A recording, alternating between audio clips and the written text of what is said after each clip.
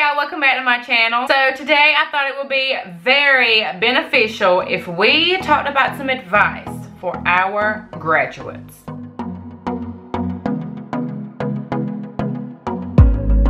Get a lot of questions about, do you have any advice for couples? Do you have any advice for having kids? Which I don't have any advice for that yet because I don't have any kids. Do you have any advice for, you know, being in high school, graduating high school, what to do after college? Do you have advice for saving money? How do I budget my money?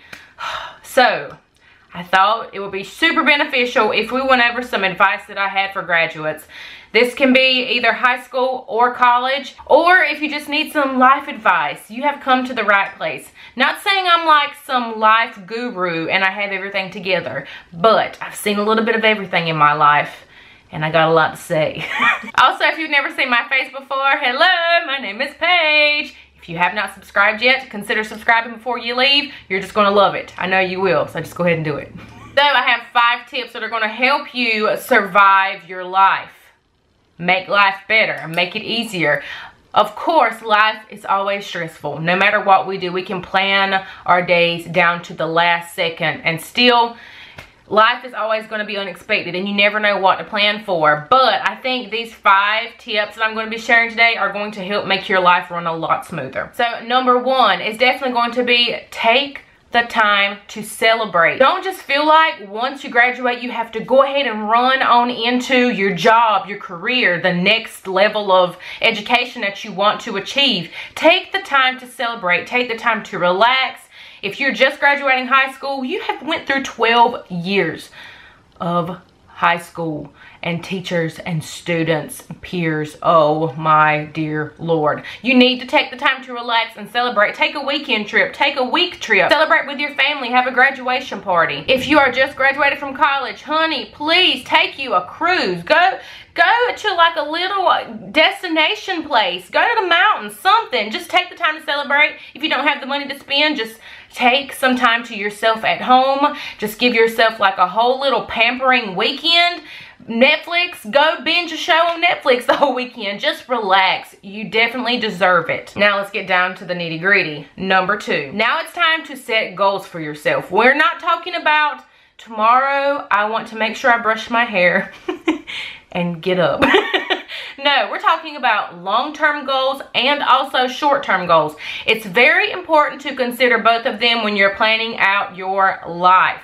Because if you're just planning things that you want to happen within the near future, you're not really setting yourself up for success, because you want to base everything pretty much around what you want in the future. In 2 to 5 years, what do you want? Do you want a car? Do you want to be buying your first house? Do you want to have do you want to start renting an apartment? So you need to set yourself up for success. So you need to know what you want in your future. If you want to have a house within the next 2 to 5 years, then you need to already be setting yourself up financially to be able to afford that house. You need to make sure that your credit score is where it needs to be. So you have to plan those things accordingly in the present so that you can achieve those goals in the future. So definitely set yourself up for success. Also, if you do not own a planner yet, I highly suggest getting one. I do have a video on organizing your life. If you have not seen that one yet, I'll have that linked in the eye in the sky. So you can definitely go check that one out. It talks all about getting your life organized and about a planner. You definitely need a planner. So if you don't have a planner, if you don't want a planner, you can always use your cell phone. Utilize your cell phone to its fullest potential. You can put everything on your calendar in there. You can always use notes on there to jot down anything that you need. But definitely just set goals, and not only set them, but work towards achieving them. Number 3, since we just talked about money, let's talk about budgeting.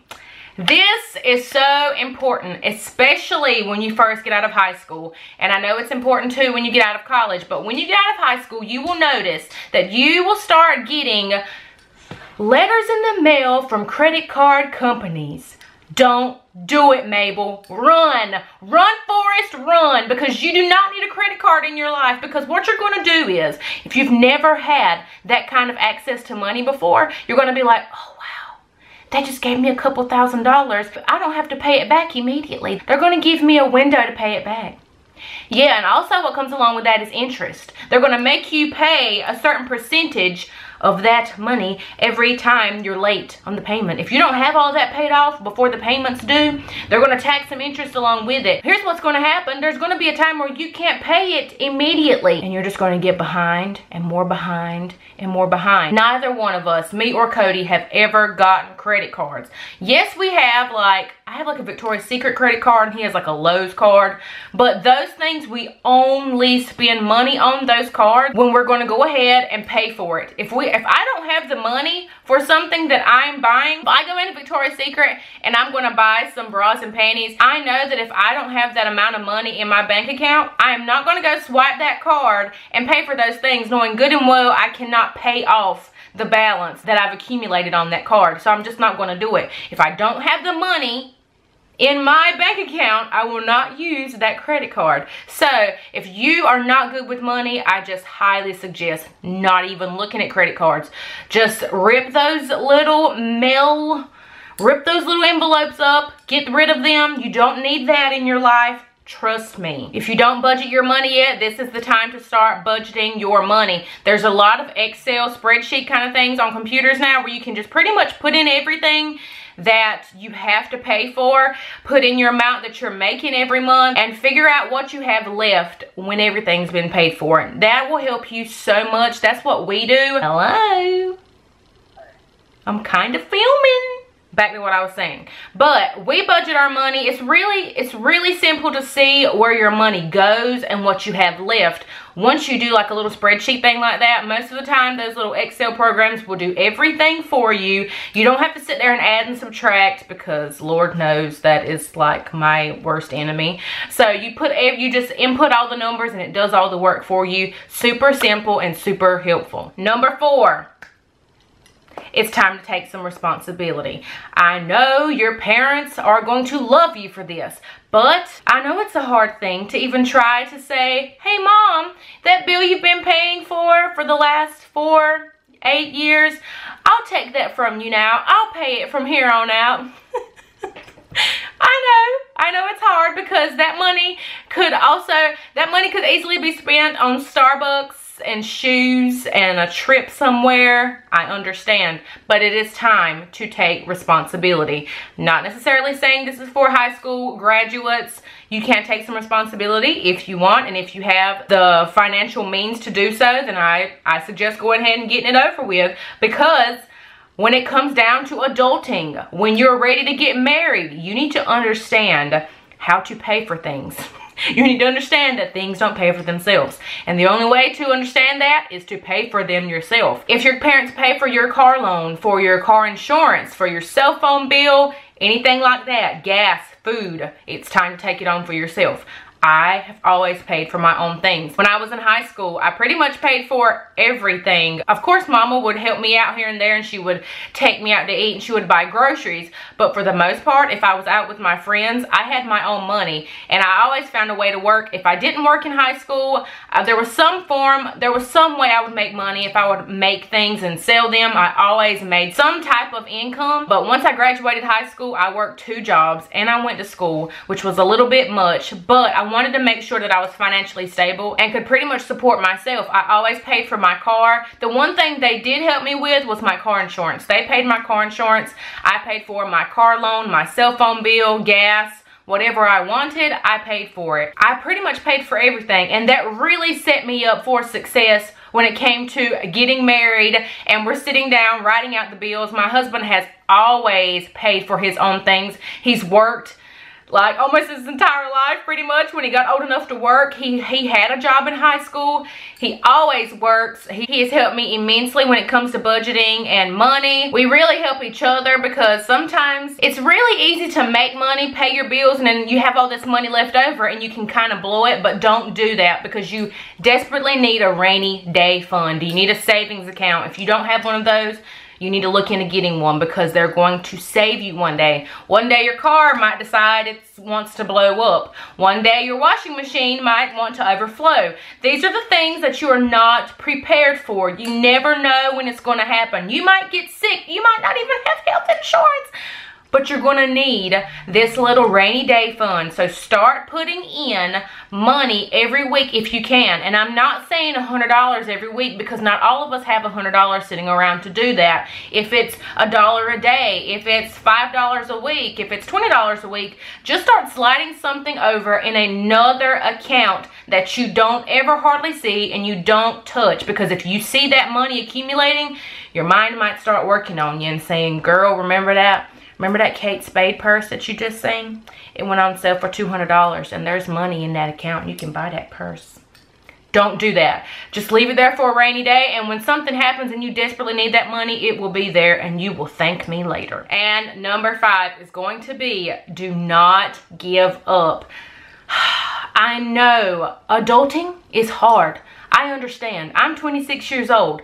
And every day, there's still something that comes and slaps me in the face. Life will never be stress-free, but that's completely okay. It's all at how you tackle things, and it's how you look at them. If you let life defeat you, trust me, it will. It will come at you so hard, it will knock you on your behind. And we cannot let it do that. We have to empower each other, and we have to support each other, and we have to have each other's backs. And I got your back. I know life can throw you a curveball sometimes, and you're just not prepared for it, and you're just not mentally or physically or even emotionally prepared for some of the things that we have to go through in life. I understand that. I've been through some stuff, and sometimes the stuff on this list is just not going to help you out. There's things that we don't know that's coming our way and we're not prepared for it. But it's all in how you look at things and how you allow it to mold you in the future. Everything happens for a reason, and there's always a lesson in everything. You can always learn something from that particular situation that happened in your life, and know that you are not alone in these things. When something happens to you, there is a huge chance that there is something happening to somebody else at the same time that could be 2 times worse. So that's the biggest advice I could ever give you, is to not give up on yourself. And the last thing that I wanted to leave you with, I was looking around on Pinterest and I seen this quote from Maya Angelou, and it was just like, yes, honey, slay my life. So I wanted to tell you guys what it said. It says, do the best you can until you know better. And when you know better, do better. Life has always been and always will be about growth. So continue to grow, continue to prosper, continue to succeed at all of these awesome goals that you have set out in front of you. I know that your future is so bright, and know that somebody loves you and supports you. If you want some more advice, motivational speech type videos, give this video a like so I know that you enjoy seeing these. Also, don't forget to subscribe and join our little YouTube family. I have the best YouTube family ever! Also, to help give our graduates a little bit more encouragement and some tips and advice for their life, comment down below something that you think is very beneficial for an upcoming graduate. Leave a little nugget of wisdom down there for them to read, and maybe it'll help them out even more. I hope you have a beautiful and blessed day, and thanks for watching, guys. Bye.